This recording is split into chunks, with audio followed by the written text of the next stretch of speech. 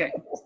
Hey, Team AIM. It's Becky and my friend Sarah, who's also director in 31. She has lots of good insights. So we're just going to sit and chat for a couple minutes, and you guys can just listen and see what two directors being crazy sound like. But you'll probably get some nuggets of information. So hopefully this is helpful. Okay, so Sarah was just going to tell me that she was listening to a 31-minute call. Right. I was listening to a 31-minute call, which if you don't listen to them, you should. Go back to them. I go back to them all the time. I was working on a bookings training for my team to try to give them some different ideas out of the bag ideas for bookings. And I forget the name of the person, but she made a comment that if you want the success of what comes from a business, so if you want the money that comes from a business, then you have to actually work it like a business. Mm-hmm. And I was sitting there, and this is what I do pretty much full time, other than what I was just talking about, my government grant work that I do periodically throughout the year. And I was sitting there and I was thinking, over the past few months, I haven't been working it I've been doing very well still, mm-hmm. but I could be doing way more mm-hmm. if I was actually sitting here and every day having, a to-do list and a prioritized list and set focus of time and a strategic plan. But instead it's like, okay, what do I want to do today? It ends up that you're just putting out fires. You're just, it has to get done today. Like, I have to set up that party. I have to put that order in. Mm-hmm. I have to post my VIP page. But like I said, there's no strategy. And so what that makes us feel like is we're putting a lot of effort in, but it's almost like running in a zigzag. You're expending the same amount of energy, but you're not going forward. No, and it's not income producing. Yeah. It's not fully income producing.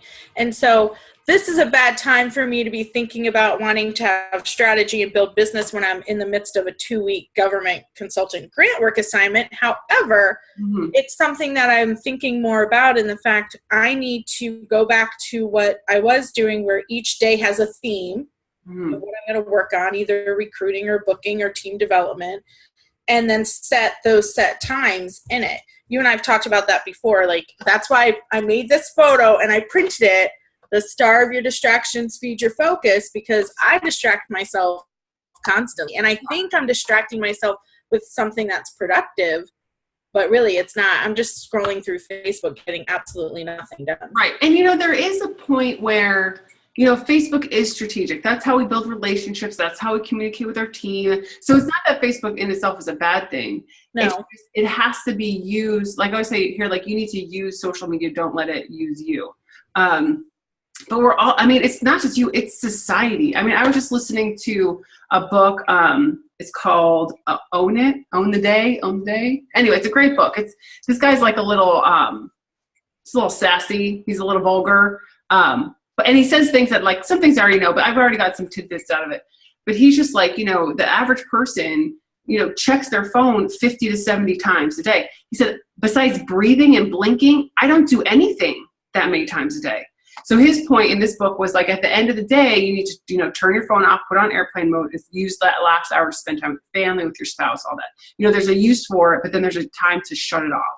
And I feel like, one of the things with working our businesses is, like, whenever that phone goes off, whenever the ding, this is one of the things I said in another video at one point. If you're distracted by every notification and every ding, you got to shut the sound off on your computer, put your phone on airplane mode, and just do what you have to do first. Mm-hmm. Then, people can wait. And I had a conversation with one of my girls, and she was kind of feeling bad that she's not an immediate responder. I was like, I make people wait all the time, and they make me wait all the time. And that's okay. You know what I mean? Like, most people realize that everyone is busy. It's not personal if it takes me 6 hours to reply to you. Just like if someone took a while to get back to me, unless it was like, hey, it's the last day of the month and your party has to get in. Most of the time, it can all wait, right? Mm-hmm. But I think that, one thing that popped in my head yesterday was that the saying, your business is flexible, but it's not optional. And I think sometimes we get to that point where we make it too optional. And that's when we just, you see the productivity decline when we're not focused. Mm-hmm. And I think for me, like, and you know how my December was with my grandfather getting unexpectedly sick and passing away. And it's really impacted my months way more than I anticipated it would, just because every month at the beginning of the month, I'm hustling to find parties when I used to plan it out for like 3 months in advance. And I think it's because I need to get back into that business mind focus, that work it like I used to as a business, and I wouldn't be reactive all the time or trying to, like, So probably the best thing to do would be to, take some time to think about what were the methods or the tools that you used to use that were the most effective. Like you said, I used to plan my months out. I used to book. I used to do these certain things on this, days of the week. And then think about things you're doing now that might be an improvement based, before than what you were doing before. Yeah. And just kind of whittle it down to like, what are the top 5 things that are most effective for me to work my business, and just focus on those, because there's so many good ideas. Mm-hmm. Again, that's that zigzag. Even if there are 10 great things, you're never going to get anywhere if you're doing things at once, So as far as like having the plan, working the plan, keeping the plan simple, but we do. And I almost feel like that's why, gyms are always packed in January. Everyone starts their diet on Monday. Like, we like those reset buttons. We need those like starting points. And so it's like part of my strategy is like Monday through Friday, I'm focused for the most part. And on the weekend, I don't do much, right? But Monday, I got to get my head back in the game. And this week was hard because Jim was home on Monday. So it was like a 3-day weekend. And so Tuesday, I was like, oh boy, you got to like step it in gear. But giving ourselves that time to just be and relax. You don't want to live a life that's so focused you're not living life. But I think we err on the side of like not focusing enough and not getting what we really desire out of our goals. So, or we get too overwhelmed by all the many different ideas floating out there and different things that you can do, and you want to be like that person and do it that way, and it just can get so overwhelming. So you have to figure out what really works best for you. And I think one of the things that I need to do after this 2 week of craziness, and I keep pointing, like, I'm going to have like 6 of these grant applications to work on before next week. So I don't know why I decided to do it again. I don't have to do it. They call me and I can say no. Mm-hmm. Well, there's a reason you do it. You got to think, what's the reason you do it? There's a reason we do everything. Well, one of the reasons I do it is I do still like the work. I don't love it as much as I used to, but it's also an additional, like, we have some big financial goals and I get paid very well for it. So it's another way to help pay down the debt a little bit quicker and get that we want to build a pool. We're Floridians. We should have a pool in our backyard. So that's why in those days you lose your focus. You need to put a big sticker of a pool. I need to put a pool. Yeah, seriously.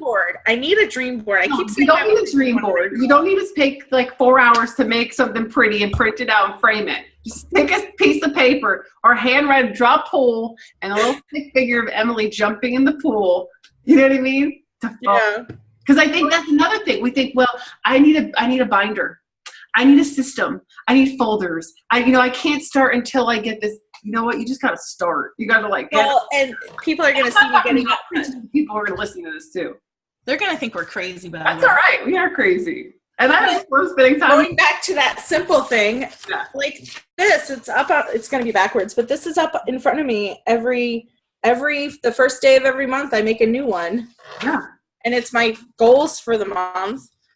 And this month's, I'm not meeting most of them, but I haven't yet. I still have 5 days. Right? This is the cycle. You make your goals for the month. You stare at them all month while you work. At the end of the month, do you go back? And I know you go back and say, oh, I didn't hit that goal. Do you go back and find out why? Like, what could I have done? And this is something I'm just going to preach for a second, because I say this in other videos. This is what we should all do at the end of the month and at the end of every party, okay? Because what happens is, how girls say, oh, I had 4 parties and all of them were terrible. Or I had one fantastic party, it was great. Well, why? Like, what made these 4 not great and what made this one fantastic? And of course, there are factors that are beyond our control. But there are so many factors that we do have control of. And if we can figure out the why, like, for instance, if at the end of the month, you're like, I really wanted $3,000 and I only sold $2,500. Well, maybe not so much the why, because the why could be like, well, I got sick for a week, but what could I have done differently or what can I do differently next month to make sure I hit that goal? So it's that learning process. Because sometimes we have strategies or goals that one might be honestly unrealistic. You know, we might have a brand new consultant like, I want to sell $5,000 in my first month. Well, that's really, really high, you know? Are they Lois Burkholder? I know, right? But then I have other ones who kind of set the bar too low because they don't know yet, you know? So it's going back at the end and closing that loop, having the strategy, working the strategy. And like even the Sword of Success program, there's definitely things that I'm like, okay, that's something we need to tweak for next time. But you don't know it until you do it. But without that feedback, you're not going to change anything. So nothing's right. So it's good to always look at that. And I mean, I still have 5 days, so I'm not giving up on meeting my goals. Yeah. But I am also realistic in the fact that my big grant review work has started up again. So right, you have to give yourself grace too. I know. But I did meet the center one, which is usually my most important one. Personally one, my most important personal one. Yeah. The other ones are just. You got the $2,000 kit? Yes, I did. I'm like 150 away, but I have 2 parties left. I was 150 away for about a week and a half, and then I finally got over that with some home office lead retail orders. Nice. Those are good. So if anyone doesn't know what a home office lead, you have to be a senior consultant, sell $1,000 in a month, and have 1 recruit. And the following month, you get put in the lead pool, and you get leads that come into home office. They get distributed to anyone in the pool. So they're like free contacts. Some of them are orders, some of them are recruits, some of them are just people who are interested and don't pay out anything, but it's always something good to strive for because I've had some really good contacts out of home office leads. Well, that's why I always have a goal to get at least 1. Like this month, my goal is to get 2 recruits. I've gotten 1, so I'm working on another. But my goal has been since probably November of last year, to try to get a recruit every month, because then you get in the home office lead pool. So yeah, and some months, you know, you get more leads than others. Just depends on how many people are in the pool. But and then if you are in the lead pool, I think, what is it, 3 out of the 6 months or something, you have the option to buy the next kit that comes out. So there's lots of benefits. But again, it goes down to all these incentives that 31 gives us as far as like, you know, you hit $1,000, you get this kit or the K groups or, you know, LIT or all these things are designed to get us to work our business in the most efficient way. So like the lead pool, it's another incentive that they give us to just keep. And so my thought is always like, sometimes it's overwhelming for ladies who are like, there's so much going on, so much where do I focus, right? Just focus on working your business. Focus on the basics, like even fancy fundraisers and vendor shows, like just going back to the basics of having parties, sharing the opportunity, just giving solutions to people, and do it in fun and interesting ways. Yeah, and if you work your business consistently, then you'll get to the point where you're having that success and it's building more and more, you know, of your circle and whatnot. Like the post you did, I think it was yesterday, about how you had this one host, and then I've done that once, and it had gone 7 layers in. It got to the point, you know, I have a lot of people on my VIP page who were just customers. I keep a record of who I send happy mail to, because a lot of these people, besides, you know, just connecting on a Facebook party, I don't know them, right? So I'm running this party with this lady who's fantastic, and I really had to go, I have no idea how I know you. Like, we're connecting, we're running the party, and I was like, I forgot how I even connected with her. So I had to go back, and I realized, like, oh, I sent her a happy mail off of this lady's party, who was off of this lady's party. And so it really went back like 6 layers. And so what turned into like a party with an acquaintance, not even someone I would call like a good friend, 6 parties later, and I didn't even add up what all the sales were for all of those parties. But it goes to show that like people do want to party, but they just have to be asked. And some people you're going to ask and they're going to say no, or they're going to say later, but you just got to ask and get over that fear of what if they say no, or what are they going to think of me? It's not about, you know, it's about you're offering them something that is good. And honestly, you got to stay in the confidence that our products are fantastic and people want to buy them. They're either going to buy them for you or they're going to buy them from someone else. Right. And what's the other thing is they may not have even ordered on the party that they were originally in, but you connect with them in some way and then they host. Like I did a fundraiser for someone. A friend of mine referred me to this other girl to do a fundraiser for her. So I did a fundraiser for her, and her friend decided she wanted to host. Mm-hmm. And right now she's not getting a lot of sales yet from the party, even though she says everyone gets paid on Friday. So then hopefully we'll see that. Mm-hmm. But I'm now in with a whole new group of people in a totally different state. And even if they all don't order on this party, they're now in my back office. They're now going to start getting those emails. They're now going to connect with me. I'm going to invite them to my Facebook group. So it's building out that circle even further. So right. And I think that's where a lot of new consultants, they get worried when they start like, I don't know that many people. It grows very quickly, I would have to say. Especially if you're intentional about getting people in that VIP group, keeping the group fun, following up, we always say the fortunes in the follow-up. And then another thing is, I have found really good success with Happy Mail as prizes in parties. So it used to be easier in parties to do discounts, like, oh, I'll give you $5 off your order. It's not so easy anymore. So I just stopped doing it.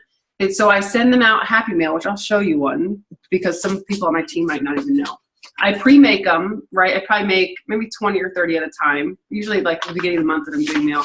And it's got a mini, I do like a little printout that just says Happy Mail, thanks for playing my games, a key fob, and then they usually have a recruiting flyer in there, which I just didn't have one in this. So I send them this, right? But then I write their name down. So in the party, I say, hey, Susie, you won Happy Mail, send me your address. So she messages me her address. I send her the thing. I write down her name. I write down whose party she was. That I mailed it to her because sometimes I get so busy I've forgotten sometimes to mail it out, which is terrible. But so I had to write it down so I wouldn't forget.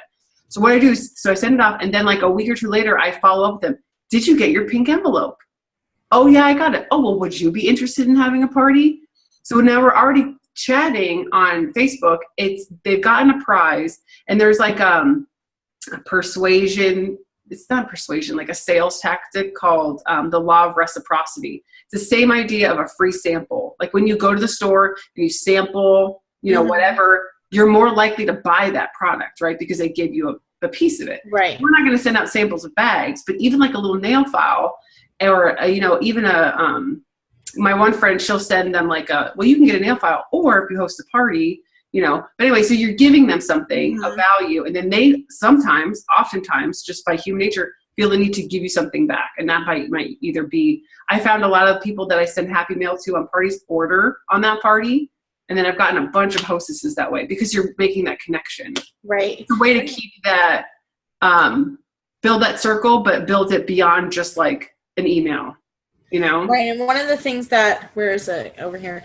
I realized, so if with the direct ship option now, I don't get a lot of my hostesses guests doing ship to hostess. But if they do ship to hostess and they live locally to me and it's very easy for me to connect with them, I will have the party come to me and I'll sort it. And I usually write thank you notes and whatnot and put them in there. Well, I realized a couple of weeks ago, and I haven't yet done it because I've been crazy, but I realized that I've missed a huge group of people by not sending actual thank you notes to those that have ordered and chose direct ship. Mm-hmm. And I know it takes time to write a thank you note, but people get so tired of junk mail. They get so tired of getting just bills and junk mail in their mail that if they got a little note from me, maybe I throw a nail file in there and I throw a mini catalog in there or the new summer guide or whatnot, they're going to be appreciative that I actually thanked them and the customer service that goes along with that. And it may be that they've ordered from other people in the past and they're now going to be like, she actually really cares about me ordering from her. I think I'll stick with her. Right. And they potentially may want to host too. So that personal touch. And then but you got to keep it as easy as possible for you. Yes. Right. Because you're a huge, if anyone doesn't know, Sarah sells great, right? You got like an average of what, like $3,000 to $4,000 a month, right? That's a lot of $2,500, $3,000. I wish it was $4,000 every month. It's high. It's high. Yeah. And so that's a lot of thank you notes. So what I would say is if you want to keep that going, especially as that grows, You got to make it easy. And that's what I said, like having them pre-written almost, like, and then just like putting the address on it so that it's something that's not a burden, but still authentic. Yeah. Well, I actually have Ashley Kubasak. Mm-hmm. Kubasik. Postcards? Kubasik? She's Kubasik. I think Carrie says Kubasek, but it's Kubasik. She is working on a branding logo for me, which I should send to you to look at because I am so indecisive. But she, once we get the logo piece done, she's making some graphics for me for postcards. Mm-hmm. Some of them are for my team, and then one is going to be a thank you card that is already done. And even though it doesn't have the handwritten note completely, it's gonna be easier for me to start sending them out that way too. Yeah, and you can even if they're you can just like with a Sharpie put a happy, like a smiley face, heart Sarah or whatever, or like a really quick little note on there. So that's but I'm so indecisive that I don't know if I'm ever gonna get this logo done. That's when you just gotta like launch. You got failure to launch. Just gotta make it happen. Yeah, she's working on a logo for just my personal customers, and then eventually she'll do a logo for my team too. So, but yeah. So yeah, following up right after the party, and then once a month, do you do pink bag calls or anything? Do you like follow up after? Okay, so if you don't, we've talked about this. This thing, I do not like this call thing. People. Like, here's the reality: most people don't want to get a phone call. I never answer my phone, But a quick email, or even if it's a mass email, so you can go in your back office, you can look at every person that ordered. So it's never too late. People say, like, I didn't do it. So like even today, you can go back, search everyone who was in March, right, who ordered, send them a quick, it's probably like 30 or 40 people, and just say, hey, and I mean, it could just be simple as following up with you on your party or your order for March. I want to make sure you love it. If you ever need anything, and by the way, our towels are on sales for 6 more days. Don't miss them. I mean, and the thing is, most people are probably never going to reply, but if they did have a problem with their product, they know how to find you. So this is especially good for people who aren't like personal contacts of yours. Right. Because then they can go, oh, you know what? The zipper was broken on that bag and I never told her. So instead of feeling like they're just going to let it go, now they have someone that they can email back. Mm-hmm. And they'd rather fix the problem than not know about the problem, which is rare. Like, well, we have great products, but things do break, right? Yeah. So it's just good. And then they're in your inbox, right? You are in their inbox to connect to. Yeah. So yeah, that goes back to, you probably can't do a personal phone call or email to 30 people every month, but a general email is better than nothing. Right. But even a lot of people do better even with text messages. So that's one of the things that in working with Ashley too is, and you don't have to get someone to do it. Ashley's actually very reasonable, so I'm having her help me. But I do a lot. I make my own graphics in Canva quite a bit. Mm-hmm. So, but having a graphic that you can send to them that has your face on it, it's a good, when you text it, it's not going to feel as much as a cold call because now your picture's there for them to see. Right. But, and that's what sets you apart from Amazon. You're a person, right? And I think I would even say, and this is good for me too, because I don't have anything like that. I have like text that I have like pre-saved in notes. So when I get a home office lead, I have one that's saved that says, hey, I should save mine in notes. Save them in notes, because then I just text the people right away. I don't email them. But that picture that you're sending, make it funny. Like put pink sunglasses on, wear a funny hat, like stand out somehow. Yeah, exactly. I think I have mine down here too somewhere. So mine are on my bed because, well, my office is in the guest room, which I'd love to actually get the bed out of here and put like a couch that turns into a bed, but we'll get there. But my husband came in yesterday and I was sitting there with my sunglasses on my head and he goes, why are your sunglasses on your head? I said, I don't remember that they were still on my head from when I had gone out. So I threw them on the bed. Are those the LIT sunglasses? No, because I didn't earn LIT last year. These are the ones from conference that Team Early did, even though it's been I think I have the LIT ones. I'm going to put mine on and then we can take a screenshot because we're so But you were saying about sometimes people won't follow up with email. Yeah. And I posted something today on my team page that's probably beneficial for everyone to hear. About Facebook groups. Are we going to do it? Okay. Oh, yeah. You got your ones for LIT. Hold on, Hopefully we get sunglasses again this year too. I was trying to watch the Leadership Live. I wish you could fast forward through some of that. No, not the whole thing, but just like the slides in the beginning. Oh yeah. All right, smile, Sarah. I'm going to take our picture. Make a funny face. All right, sweet. Okay. So one of the things I posted in my team today is people always think that if no one's commenting on their posts in their Facebook group that they're not getting engagement, no one's paying attention, da-da-da-da-da. And I sometimes get annoyed when I look at my Facebook group and I feel like, God, like no one is actually commenting. Am I just speaking to the wind? Like what's going on? Mm-hmm. And I realized that I made a point in my Facebook group today that just because no one's commenting, just because you don't think they're listening, just because they're not posting in your group, doesn't mean they're actually not listening and seeing. Because I had a lady that had been in my group for 2 years, never really commented on anything, and out of the blue, a couple of months ago when I was posting about my Host of the Month Club offer, she messaged me and said, I'm interested in your Host of the Month Club. And I'm sitting there thinking, I forgot you were even in my group because I've never seen you comment. And we had been acquaintances on Facebook, so I knew what was going on in her life and whatnot. And she's, since February, has bought $440 worth of products from me. Mm-hmm. And she's only required to do $35 a month for the club, which is what, $70, $105 for February, March, April. And she's bought $439 from me. And if I had sat back and decided, no one's paying attention to my group, I'm just going to post in here once a month. Yep. I'm just going to post in here every few weeks. I could have missed her because she could have been like, well, she must have stopped selling because she's not posting in there anymore. Right, or right. And she's not into it anymore.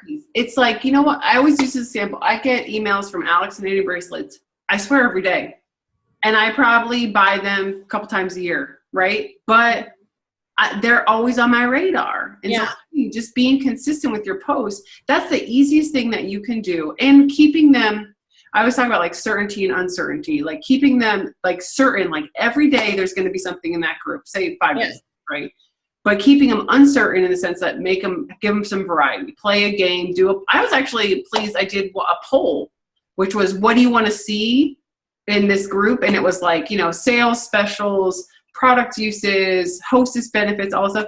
The number one thing was product uses. Like, yeah, I don't do that enough in mine, and that's exactly what they want to see. And you want to give them what they want to see. So it's like the more we can get silly, put sunglasses on, and show them how they can use this bin in the bathroom. Like that's what people want to see, and then they see the need that they need it or they could use it, and that's when. And like you said, it's kind of like, it doesn't matter if they need it at that moment, but it might be 2 months from now. They go, I saw that. I remember that video from Sarah's group, and now I need the bin. So and it's sharing solutions. You're not just selling a product. You're sharing them a solution, or they may not even realize they had a problem, and now you've shown them a solution for it, and they're like, oh, that is a problem I've had in my house, or like, oh, I can now use this. And so consistency is really, to me, the key for your group, because it also helps you build those relationships. And like you said, you're always on their radar. You're always in their mind. So if they see potentially someone else post about 31 or see something, they'll be like, oh, well, that's cool. Let me go talk to my consultant and see, if she knows about this. But then the opposite is, if you haven't been posting, they're like, oh, I don't even think she sells it anymore. And so that's where it also goes back to your personal page. It's like, you don't want your whole personal page to be about their own, but people should know that you're a consultant. Yes. Right? If they don't know, they're not going to shop with you, right? Yeah. So it's like making sure people know what you do, but that's not all you do. Right. And telling, not selling, like you said, product uses. I try to do, more of that 80% engagement, product use, whatnot, versus selling all the time to them. In my group. And in my timeline, I think I post a little bit more in my timeline than others maybe do about 31, but I'm not posting graphics with prices or join my team or hosting. It's telling, not selling posts, and I'm showing ways that I'm using the products, or how I earned leadership incentive trip because of 31, or how because of 31, my husband and I paid for our 10-year anniversary cruise all with 31 commission, like things like that. That's dropping those recruiting seeds and potentially, like when I host my own party, which is often, in a sense, I always have a party open every month that people can order on. When I get those hostess benefits, I'm taking pictures of the products and posting on my timeline. It's like Christmas in here, all this stuff I got. Right, so exactly. But again, it is having that balance, right? Yeah. And you're showing how you use it in your life. Yes. So yeah, I think that's great. I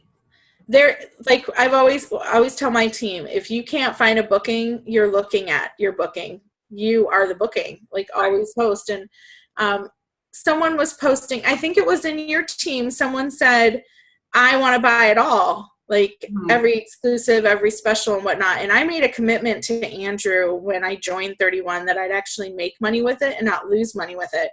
And in that first year, I was picking up more of the specials and whatnot that people weren't using. And then I realized that it was taking away from my income and I didn't really need them. And so the biggest way that I get products is I try to earn every single product incentive that 31 offers up. I may not always earn the top level, but I earn one level of it. And then I host parties all the time to get a hostess credit. So It's kind of funny when I say that in a party that I don't buy my own products. I host to earn them or earn them through sales incentives.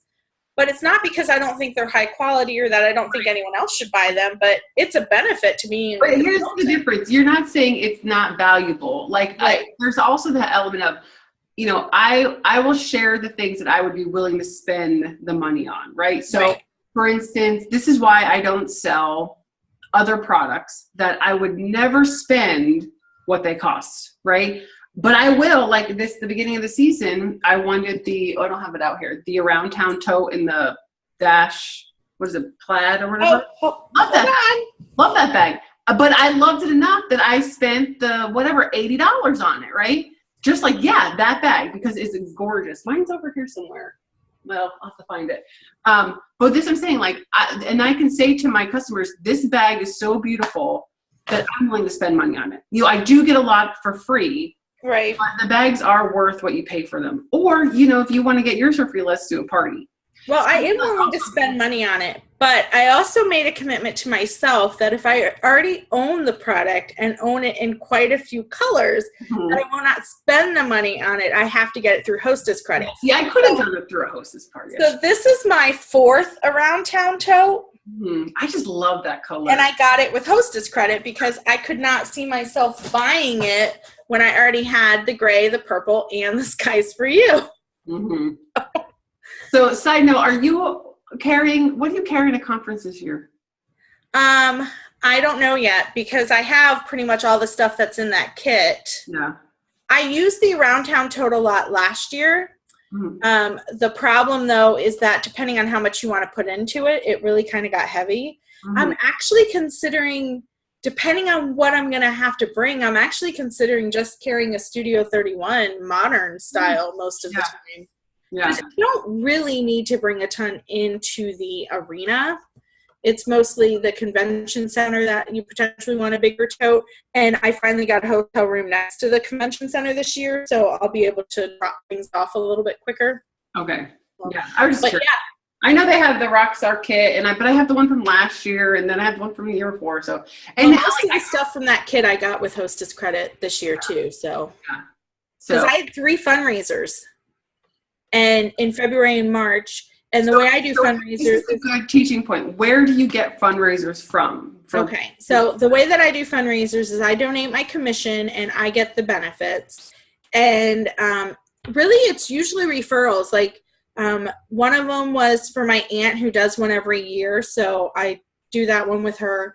Another one was a friend of mine who referred me to another friend of hers that wanted to do a fundraiser. Another one, funny enough, is a vendor event that I was doing. And I double booked myself. I had the vendor event and then I had a home party. And the vendor event wasn't until 3 and the home party started at 2. So I double booked myself. So my husband, being my awesome husband, hot husband of 31, took over at my vendor table so I could leave early and go to my home party. And I know you're laughing because I do this to myself all the time, right?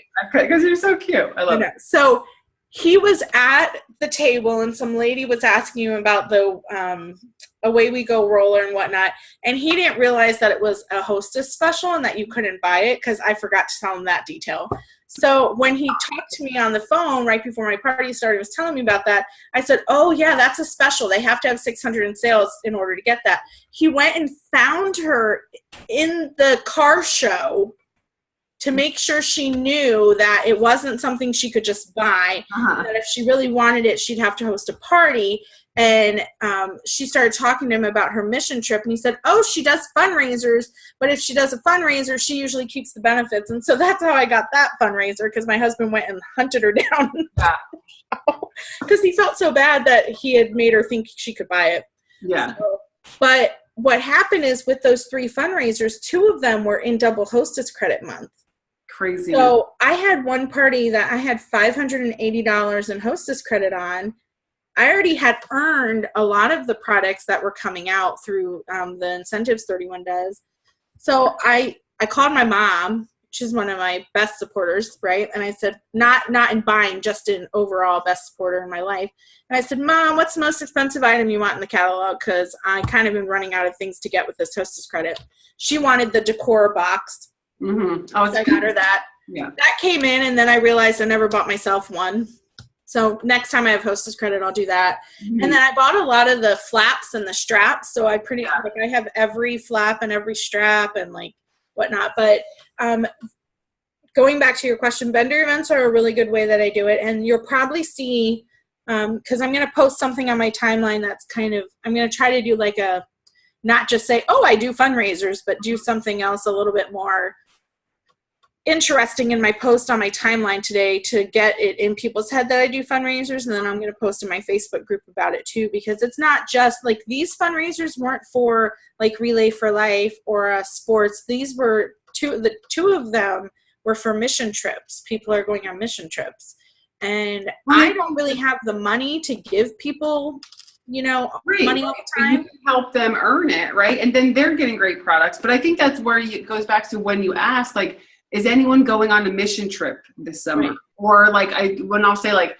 who do I know who's expecting, right? Or do I have any teacher friends? Like right. You ask a question and then people will answer, and then you can kind of then give them like I have a great teacher icon that's coming out, or oh, we have a new baby line, and you'll give them some kind of incentive. Like the baby one was like, I have an open party, 10% off of any of the baby products or whatever it was. But asking a question, and then that goes back to being interesting, but also being interested. So if you ask someone like, what's a cause that's near and dear to your heart, or honestly, just paying attention to what people are posting. So you might see someone going through a hardship, and you reaching out to them and offering to do a fundraiser. It's authentic. It's not. Well, and it depends. Like I tell people all the time, some people are like, well, I don't want to donate my entire commission. You don't have to donate your entire commission. But what people need to understand that hear me say that, when I say I'm donating my entire commission, I'm donating the base 25%. Right. But as a director, I get 10% more on my personal sales. So I get 35%. So I'm still making 10% and I'm getting the hostess benefits. But if you have a consultant or a continuous consultant, they could offer to donate 10%, 15%. Right. You get to work it however, or they get to work it however they, some might still donate the benefits, some might not. So yeah, that's why that's the joy of this business is you do what works best for you.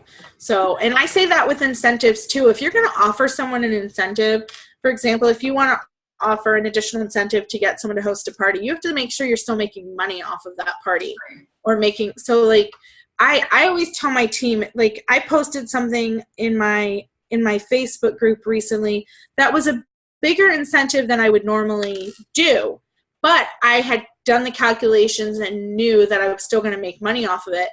But I had to make sure that my team knew that too, because a lot of my team is in my group.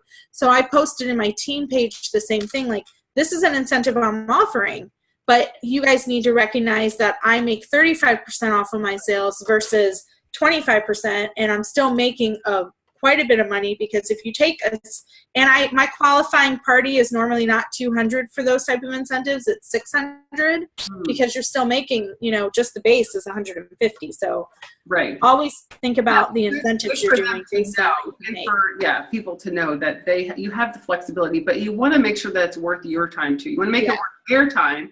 And this goes back to like every time we have a party or every time we have a fundraiser, this is an opportunity that you are not going to have again for quite a while. And that's where it goes back to like, if a party's not great for a hostess, I want to know why, so I can hopefully make the next one great for my next one. Because they're not going to host with you. One, if the party wasn't great, they're not going to host with you again. And even if it was, they're probably not going to host with you for probably another 6 months at least, or a year.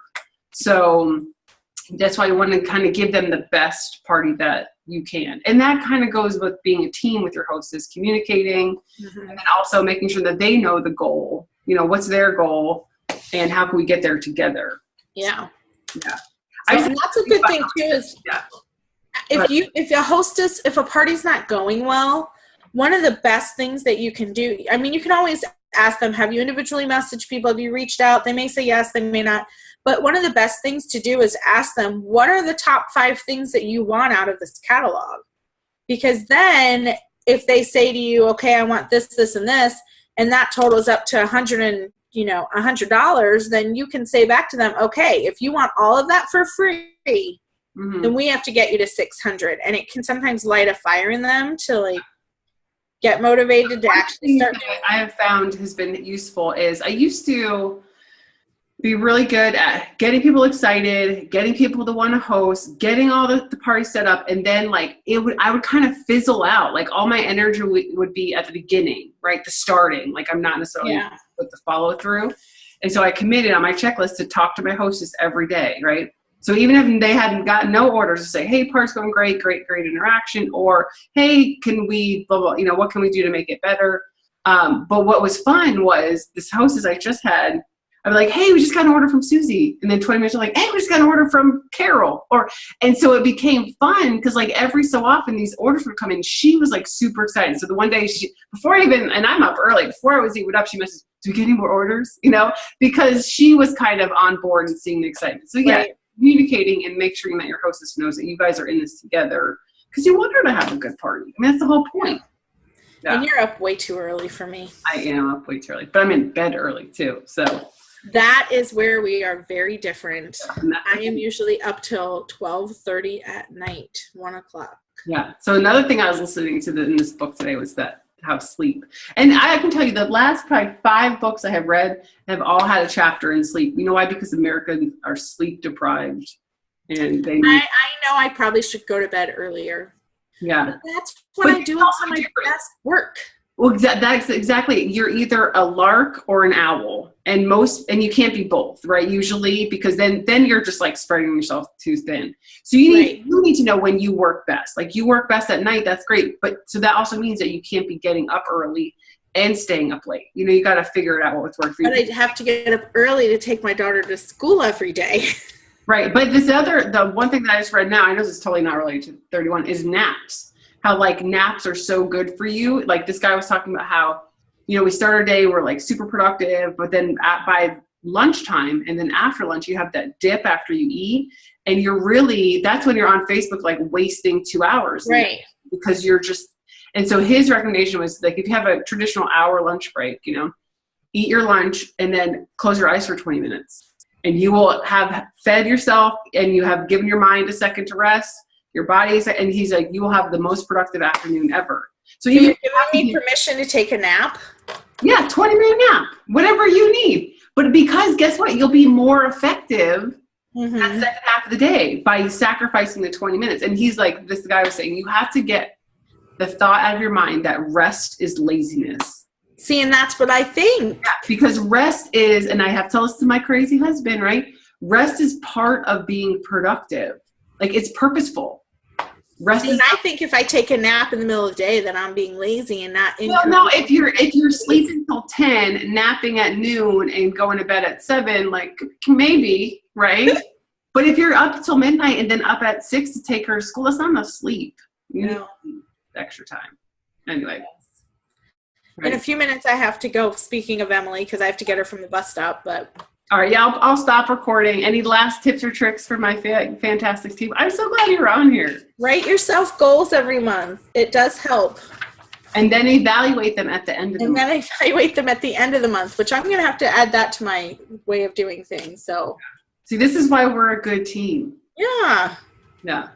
You're the one that came up with this for me anyways, because I was just, what was I saying? What did I used to say instead of I will? Oh, Or I am? you say I will have a successful month. Or, you know, I will be confident and strong. So I know I am confident. Right. Yeah. But when it comes to like goals, you can say I will earn Yes. the incentive, but yeah. Yeah. So. Yeah. All right. Thanks so much for being here. I'm going to stop recording real quick. Yeah. Goodbye. Bye.